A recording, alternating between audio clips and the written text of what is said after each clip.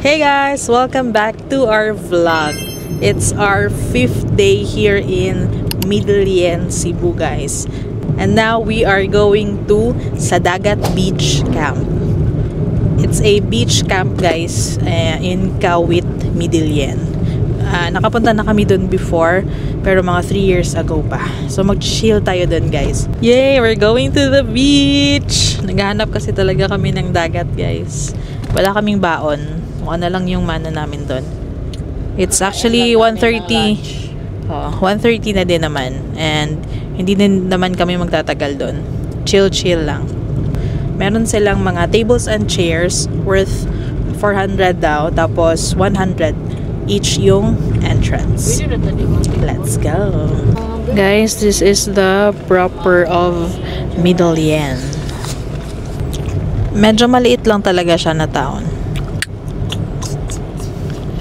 Mas malaki yung katabi niya na Bugo. Burns Cafe. Estetik po tayo. Burns Cafe? Burns. Nasa cafe na rin.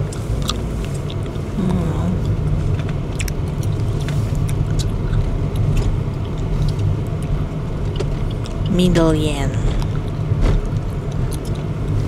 Pag magdadala ka ng guest dito sa Midilien, ano yung ma-offer mo na mga spots? Marami. Marami. I can't enumerate it. Ano ba? More on dagat? More on bukid? Dagat. Kasi malapit lang kami sa dagat. Mga beach. Yung famous na bamboo forest. Mostly dito sa Midilien is mga beaches.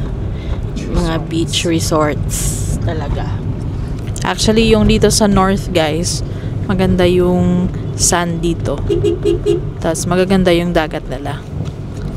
So, yun nga, from Midilien, San Remigio, Daan Bantayan, yun yung mga beach. Tapos across ng Daan Bantayan is Malapasco Island. Tapos Bantayan Island din, guys, malapit lang. The northernmost part of Cebu. Bibili kami ng bingka.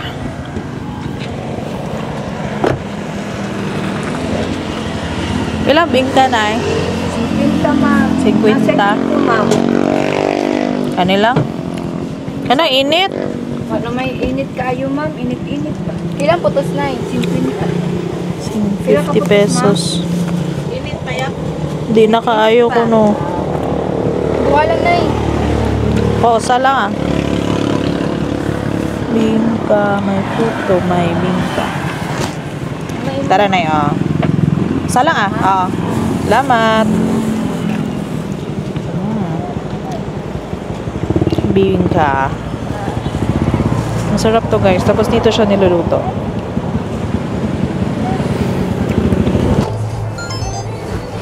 Hello.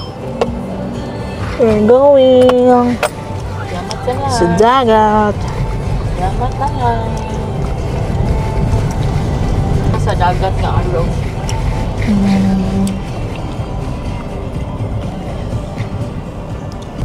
Ano rin? Pwede dito? Oh. Pwede na.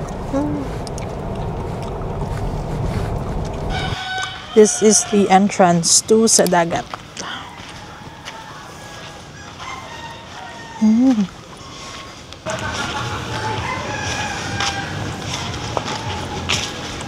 Jellyfish season.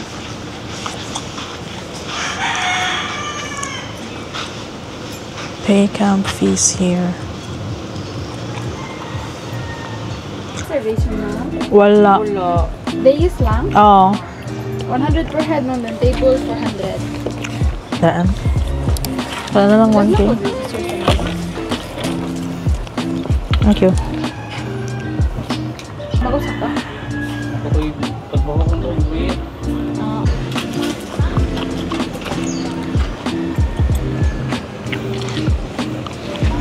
Kaya. Salamat. This is Sadagat Beach Camp, guys. We paid a total of 600. Wow. It's actually our third time here. Nice.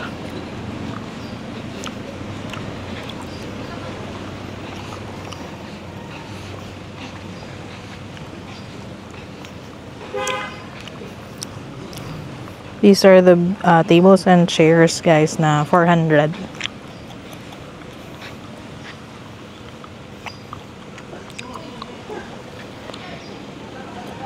And this one, kaning mga area, dito pwede mag-camp.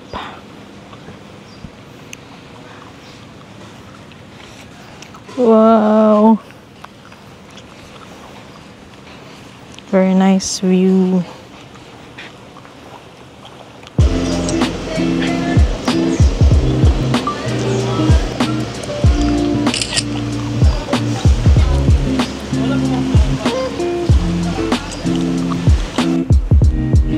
Yum yum.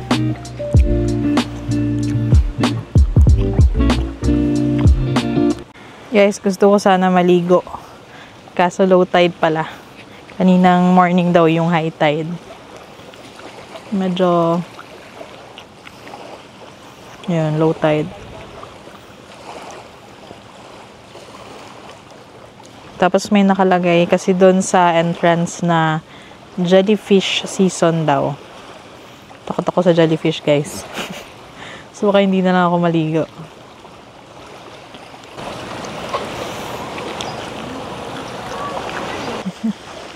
Chillin, guys.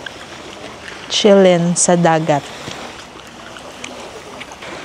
Kasi walang ganito sa Bacolod, guys. walang Just want to chill, like, photo place namin if gusto namin ng dagat sa Banago Port. sa Palawod Restaurant. Yeah. Kasi ano siya, beach side or beach something na Restaurant. Pero pag dito sa Midillion, mga 20 minutes lang. Marami ng mga beach resorts dito. Chika.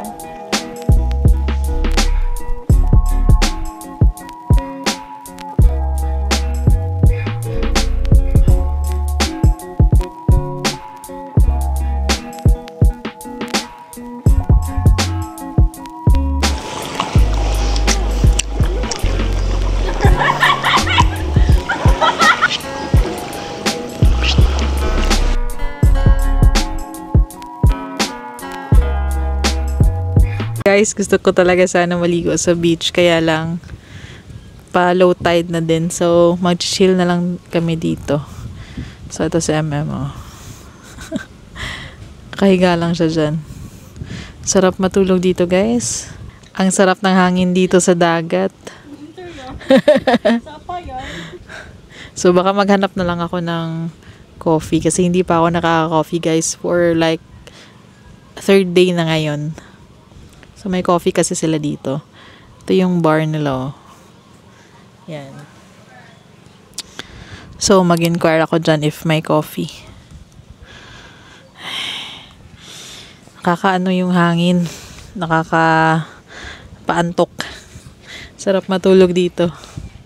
Tapos, so far, guys, wala masyadong tao dito. May isang group lang doon sa kabila. Tapos kami. Kasi weekday. Pero pag weekend daw, maraming tao. Sobrang init. Si MM, guys, so nakatulog na yan siya dyan. Maraming shells. Okay. Mag-ask tayo if may coffee.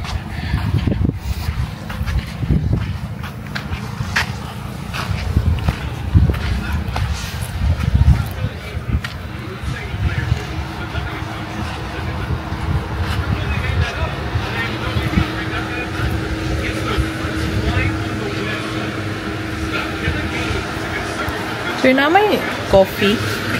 May coffee? Ano lang sir, latte lang. Nay ice na na. Isa lang. Cafe latte? Oo. Isa pa. Ah. No, 100? Eh?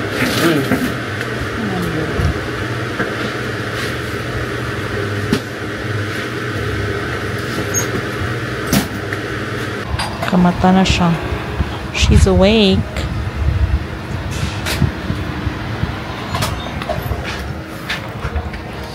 I bought iced coffee latte for 100 pesos. Kape tayo, guys. They have mais pinaing, traditionally roasted corn.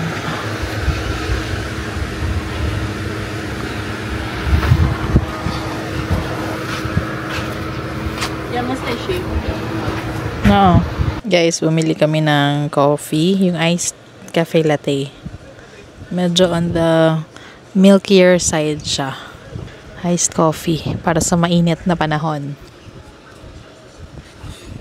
It's now almost 3, guys, and we are planning to leave around 4 p.m. Baka magpunta pa kami 3:30. Tapos baka magpunta kami ng Ceylon Cafe. For another coffee. To try namin yung coffee nila doon. This one's from Layag Coffee.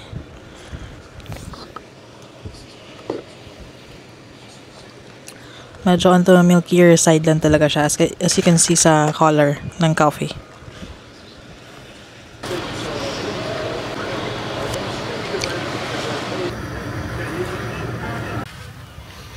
Nice view.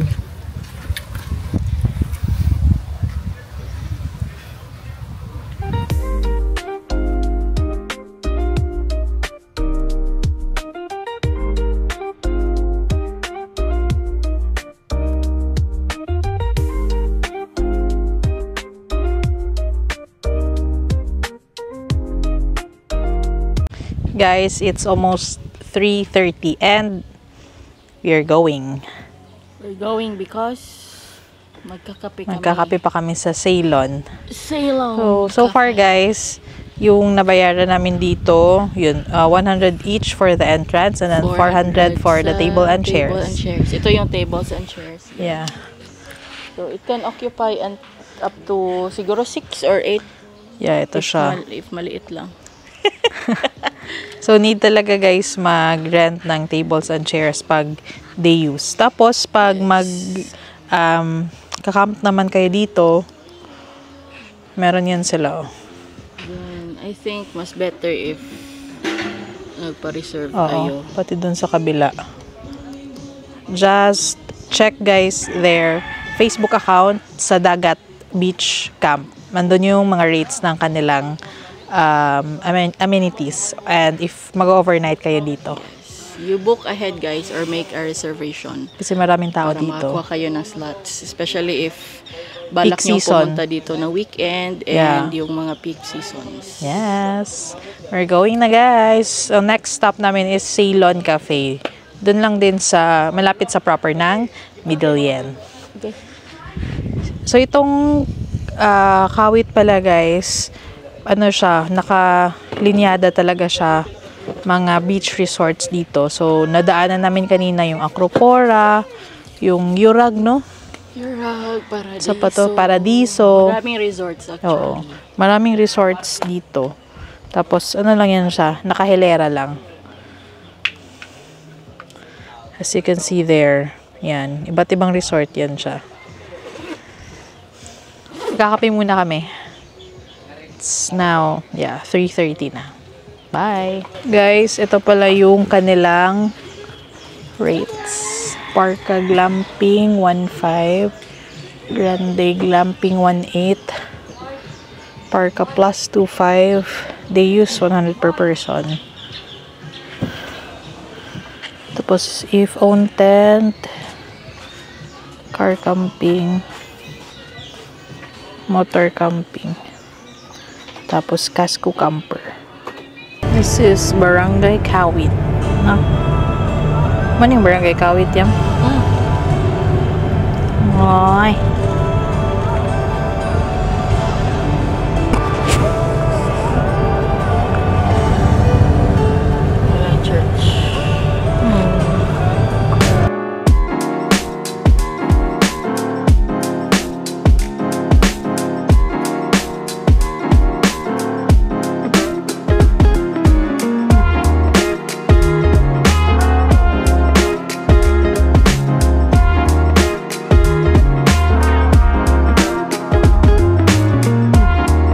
Guys, nandito kami sa Ceylon Coffee Club. It's a cute cafe here in Midillian.